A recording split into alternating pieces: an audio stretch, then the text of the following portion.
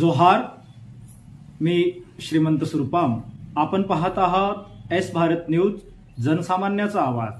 बातमी आहे कोराडी येथून महाराष्ट्र राज्याचे महसूल मंत्री माननीय चंद्रशेखरजी बावनकुळे हे प्रसारमाध्यमाशी वार्तालाप करत आहेत. तो वार्तालाप आपण आपल्या स्क्रीनच्या माध्यमातून पाहूया. त्या काळामध्ये काय काय झालं, रोहित पवारजी जरा एकदा चष्मा लावून बघून घ्या. कशा कशा जाहिराती झाल्या, कुठल्या कुठल्या धनदांडग्या लोकांनी जाहिराती दिल्या, कसं कसं एक्स्टॉर्शन झालं. आम्हाला बोलायला लावू नका.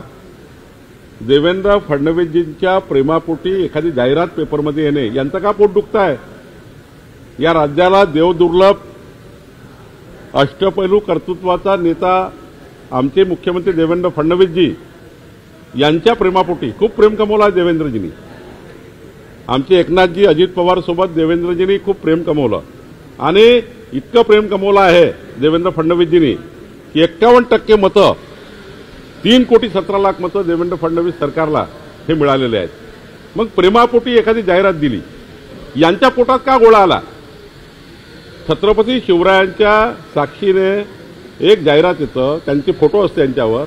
मग छत्रपती शिवाजी महाराजांची त्या ठिकाणी फोटो आहेत, त्या ठिकाणी देवेंद्रजी छत्रपती शिवरायाला नतमस्तक होत आहे आणि 14 कोटी जनतेला नतमस्तक होत आहे. हे राज्य जनतेकरता समर्पित आहे, हे राज्य जनतेकरता समर्पित असा भाव आहे. ॲडव्हर्टाइजमेंटचा भाव काय? ते भावना काय त्या ॲडव्हर्टाइजमेंटच्या? जरा भावना समजून घ्या. छत्रपती शिवरायांना नतमस्तक होऊन हे राज्य समाजाकरता समर्पित आहे, 14 कोटी जनतेकरता समर्पित आहे, ही भावना त्या ॲडव्हर्टाइजमेंटची आहे. आणि तुम्ही काय राजकारण करतात आहे? तुमच्या पोटात का गोळा उठला आहे? तुम्ही काय काय केलं जरा सर्व आहे आमच्याकडे आणि त्यामुळे मला त्यात काही जायचं नाही आहे. पण माननीय मुख्यमंत्री देवेंद्र फडणवीसजी यांच्या प्रेमाबद्दल एखादी जाहिरात येतं, त्यावर एवढं पोटसूट उडतं. मला वाटतं हे चुकीचं आहे. एक नाही 1000 जाहिराती येतील. देवेंद्र फडणवीसजींनी एवढं कमवलं आहे आणि त्यामुळे राज्याकरता देवेंद्र फडणवीसजी एक कर्तृत्ववान नेतृत्व आहे. आणि त्यामुळे मला असं वाटतं की या जाहिराती अनेक लोकांनी दिल्या तरी आणि काय गरज आहे?